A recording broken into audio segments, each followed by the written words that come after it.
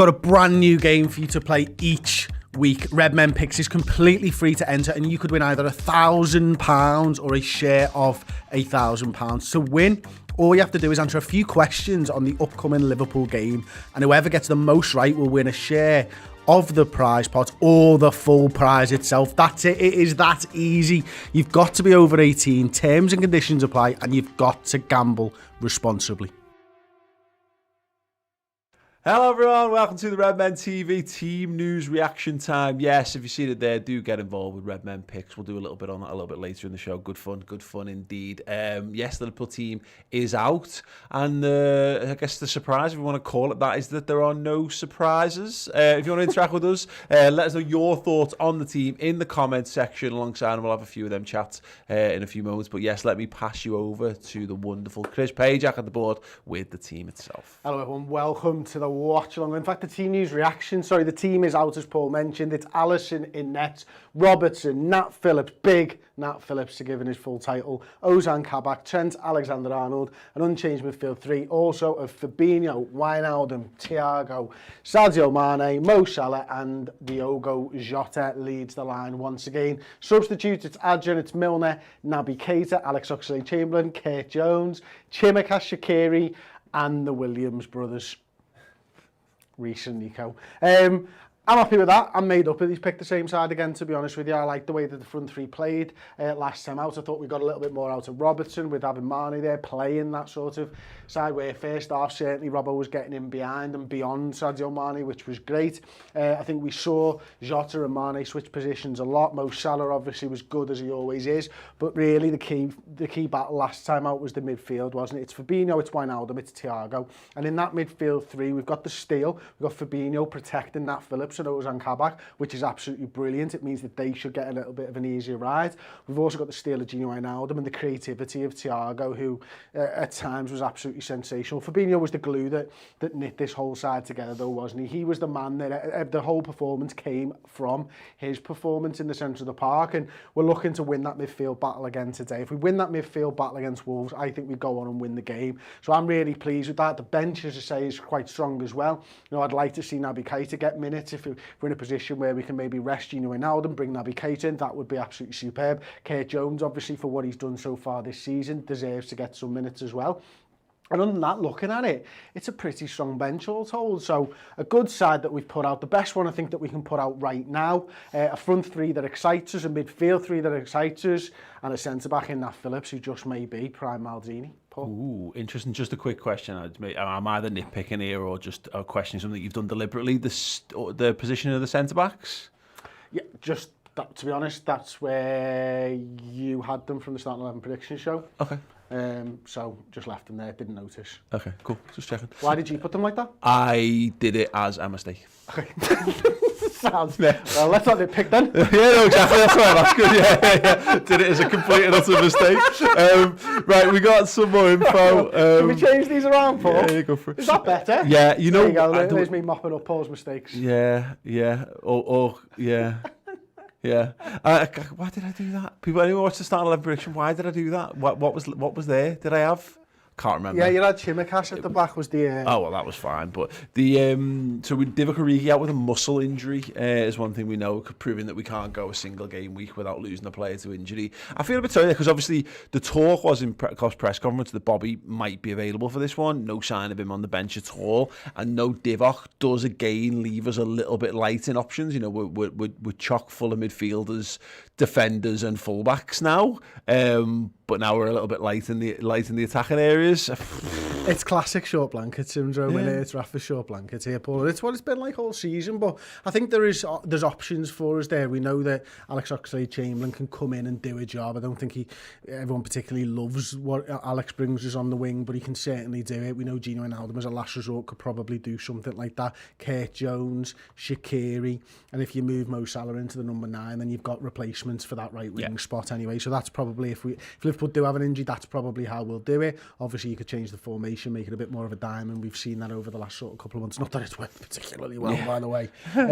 But you're right, no centre forward is a thing, and hopefully by the time the international breaks over and everything, Bobby Firmino should be ready to go. And if nothing else, him not being involved in the squad, does that mean that they weren't going to be involved anyway, the Brazilians, were they, in these things? So just gives him a bit more time to recover and get back to his best. That's it. I mean, it says that he's just not ready to be involved at all because you've got substitutes there. You know what I mean? So you would have him on the bench, I guess, regardless. But I've got no problem with giving him that rest because if anyone needs it, he's one of a clutch of about 3 or 4 players who could really... Wijnaldum, these are the lads. Trent probably as well. Exactly, who could just do with that break. So now, hopefully, we get a better best world scenarios. We don't need another guy off the bench to give us an extra ... Did you have for your breakfast today?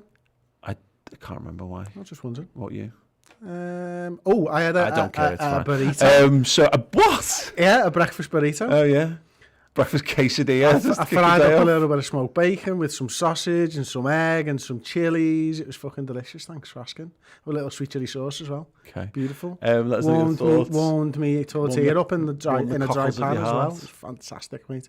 Sloppy burrito for breakfast. Don't make eye contact with me when you say that, like.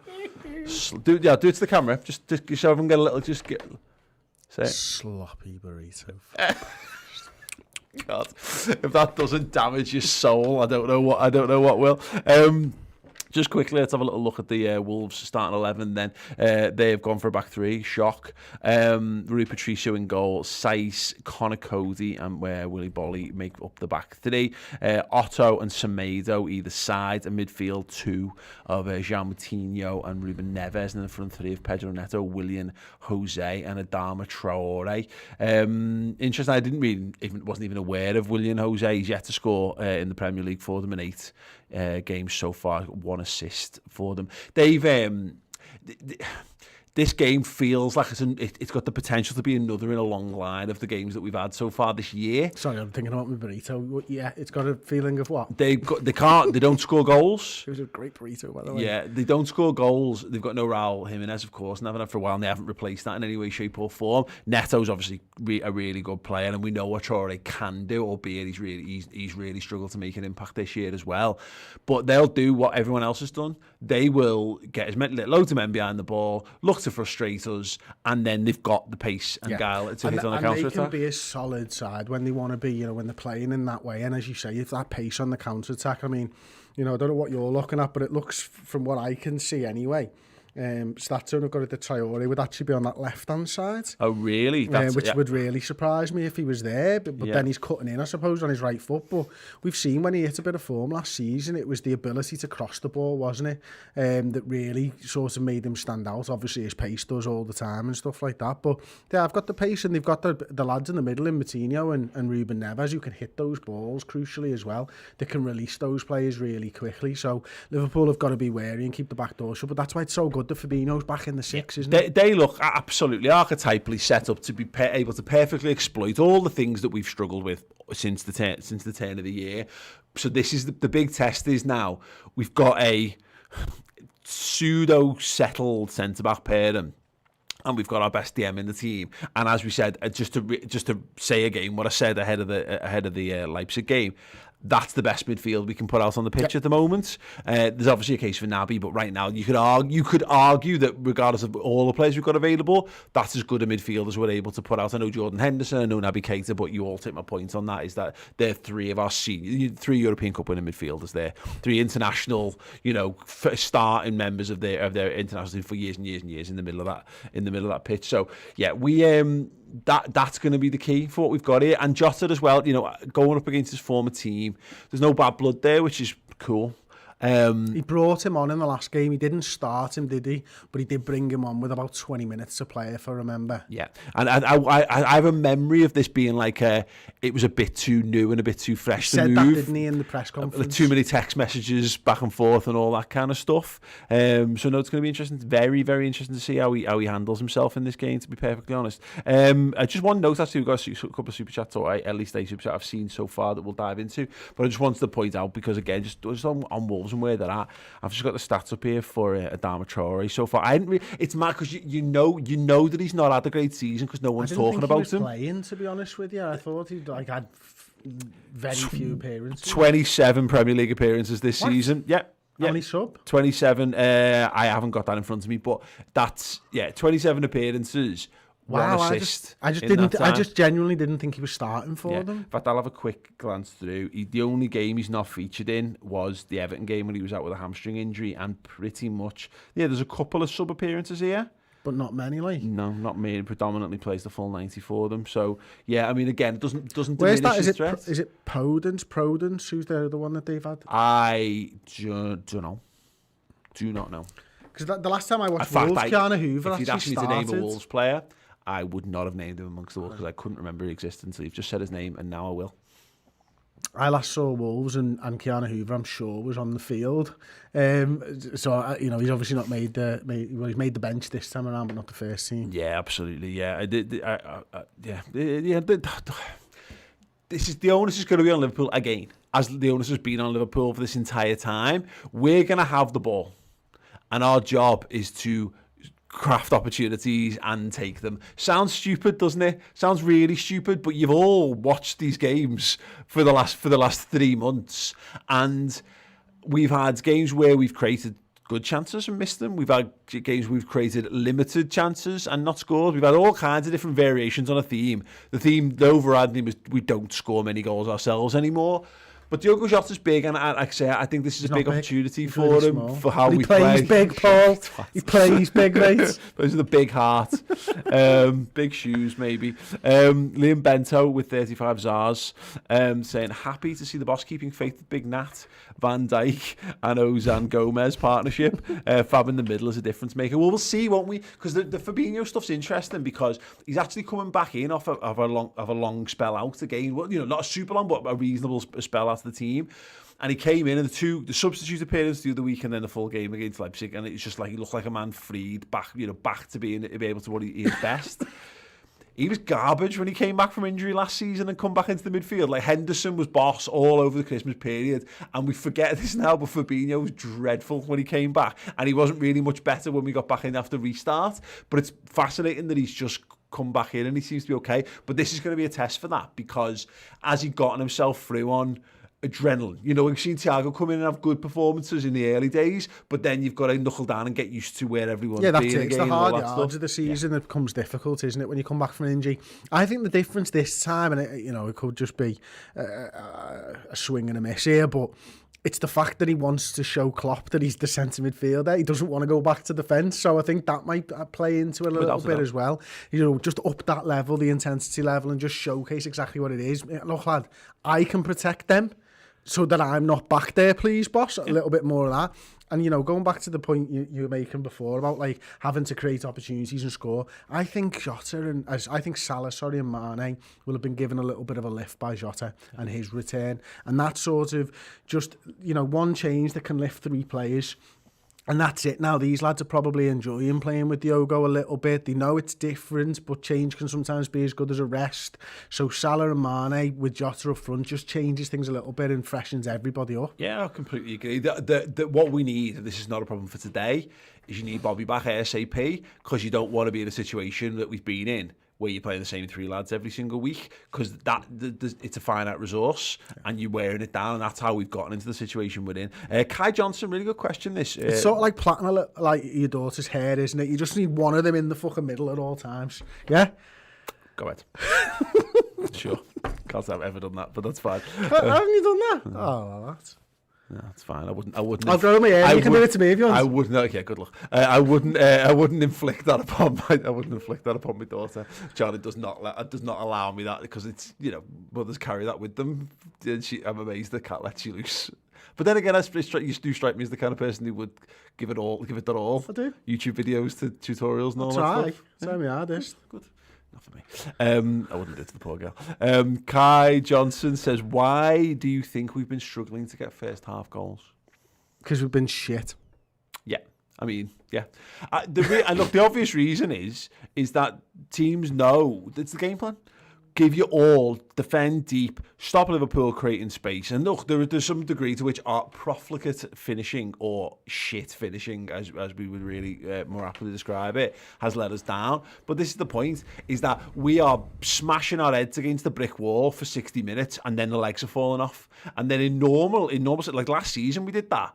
But then we just knew eventually we'd break them down because we had another gear to go to. And we were normally we were 1-0 down at that point this season, weren't we? You know, and it was 0-0 last time around. And look, for me, it's such a loaded question because it's so hard to answer. You could do an hour on why Liverpool have been shit in the first half. You genuinely could, but it comes down to, as you say, really poor finishing, not taking the opportunities, and a chronic lack of confidence. Yeah, absolutely. Yeah, completely agree.